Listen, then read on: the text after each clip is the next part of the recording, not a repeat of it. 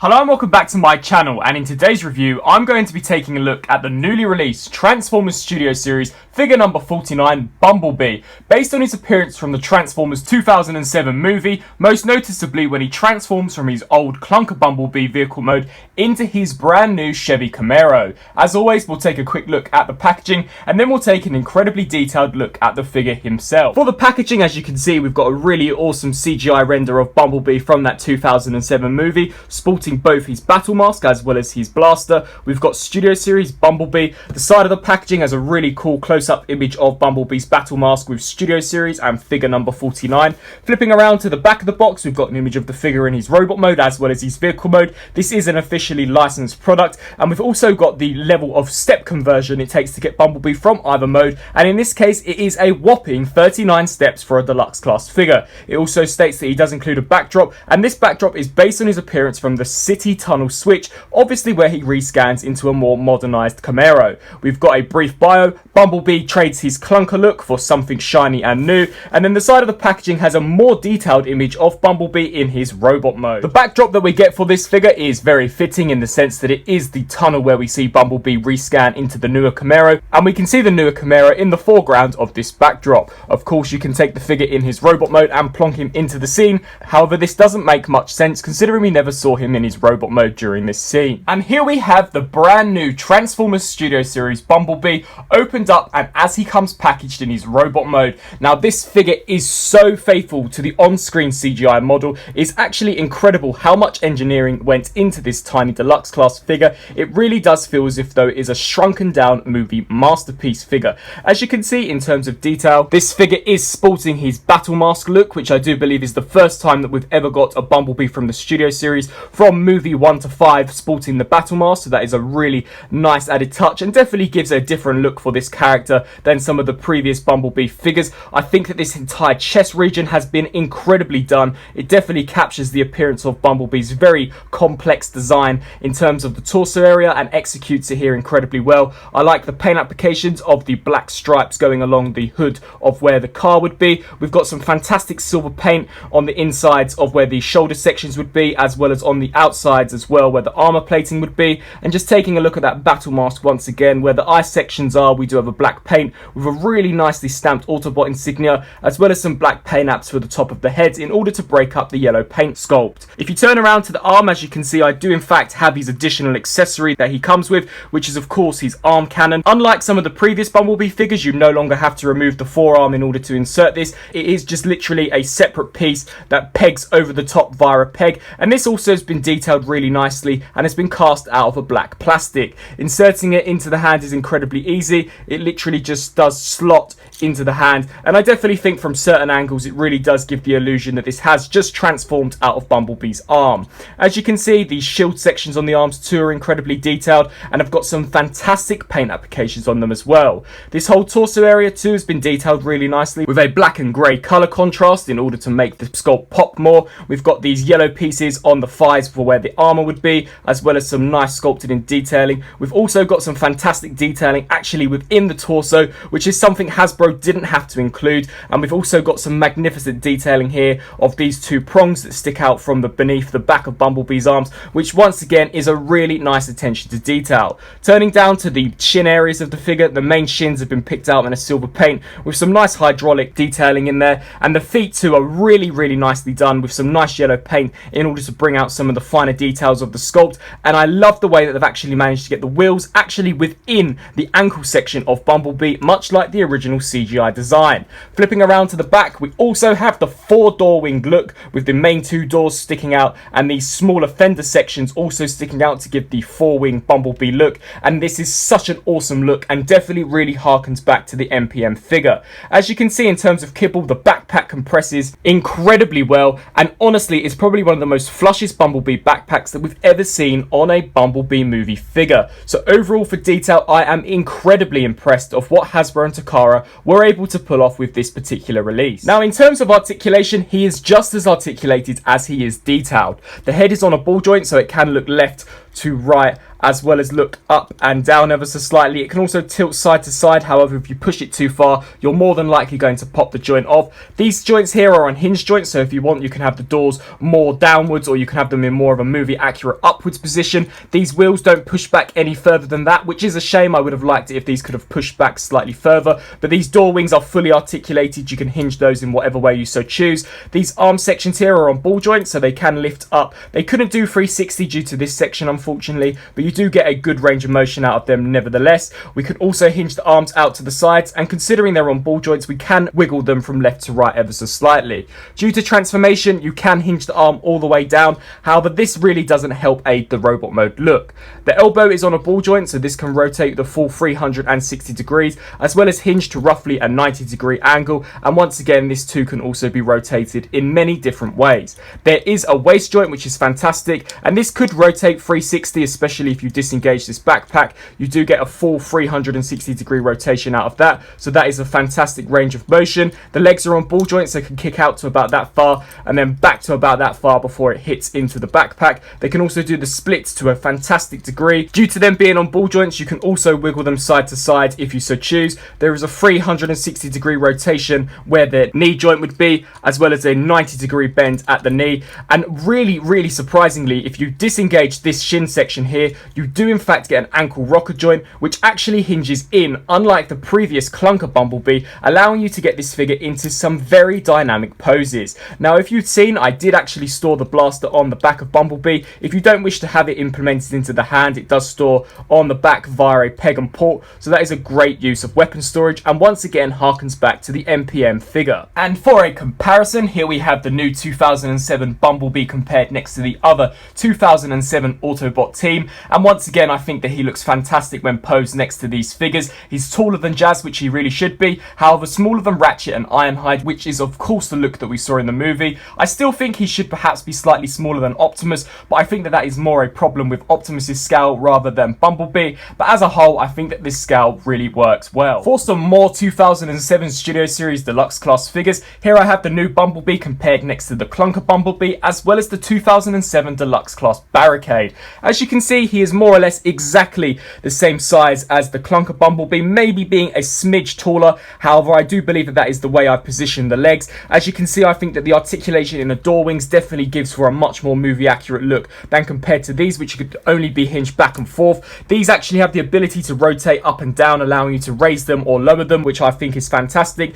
But having both of these figures side by side, they are definitely great inclusions into the Studio Series line, and both are really faithful representations of their on-screen movie CGI designs. As you can see, they are completely different sculpts. This figure doesn't borrow any engineering aspects from this figure whatsoever, nor any parts that are carried over. This is a completely brand new figure, so please do not be skewered by people saying that this figure is simply a reuse of the previous Bumblebee's engineering. Comparing him next to the Studio Series Barricade, I don't believe we ever see the new Bumblebee with Barricade in the movie, but as you can see, once again, these two are more or less the same scale, so if you wanted to have these two battling it out, it definitely is something that could work out and definitely look faithful to an on-screen movie appearance. Now, with everything I believe completely covered in terms of Bumblebee's robot mode, now we get into the incredibly involved transformation from turning Bumblebee from his robot mode into his vehicle mode. To begin with, what we're going to do is turn around now to the back and take these sections here and just rest those along the side. We can take the gun and set it off to the side for later. What we can then do is take this section here and just disengage it from the body and proceed to rotate this around and fold out this panel as well. Flipping around now to the front, you're going to want to take these 5 sections and rotate them so that the backs are now facing the front. Repeat the same process for this side. We're then going to take the entire waist joint and rotate that as well so that the back section is now also facing the front, so that we're left with a rather odd looking setup for the legs. What we can then do is take these pieces here and just flare those out to the sides just like so. Come to this whole section here and then lift these shins up, take this piece and fold this out, and repeat the same process. Lift this section up and fold this piece out. What we can then do here is take these, bring them back, and then pull those inwards just like so. So take these and pull those back and then push these mushroom pegs upwards. Now what you can proceed to do is take this whole section here and rotate that around as well. So just take this and rotate that around on this side, ensuring that they are more or less aligned with the entire leg section, just like so. What we can then do is take these whole sections here, and you're going to want to according this whole piece in together with one another. It can be rather difficult to do, so what I suggest you do is you take these, and we are doing a step rather early, just bring these in just like so. Don't push them all the way in, but just have them down so that we now have some clearance. And what we can do is bring this whole piece together, and this piece more or less completely automorphs and will snap into place just like so. And repeat the same process now for this side. So just take these two pieces here and bring them around together on the same hinge, bringing this round and then tabbing this wheel fender section in. What we can do here is take these sections and bring those in so that they are flush along the middle section, and then we're just going to want to take these pieces here, lift these up and then tab them into place. This is more or less the most difficult part of the transformation, is ensuring that you are tabbing in the correct position. So just take these and snap all of this together just like that. What we can then do is proceed to turn our attention to the top half of Bumblebee. You're going to want to take these pieces and click those out just like so on either side. You're then going to want to take these and rotate those around so that the inner arm is facing the front, and repeat the same process for this side as well. What we can then do is take this whole torso area, bring this forwards and then disengage it and bring it upwards just like this. This piece here will fold out just like so, and then we can according the arms down into this position as well. Now what you're going to want to do is take these and just bring these in just like so, so that we more or less have this type of look. You're going to want to ensure that these feet sections are out of the way, so perhaps take these and push these back just like so, so that we have some more clearance. And we're going to just leave the arms in this position for now. What we can then do is take these pieces here, and they just come away from this faux chest piece, so just bring them forwards and unpeg them, and then bring those out to the sides, and they will pull out like so. What we can then do is turn our attention to these, and you're going to want to take this and rotate this down, take this and rotate this down as well. And now you're going to bring this section up, and then these pieces here, this will flip forwards, and then you'll take these front headlights and fold those forwards as well.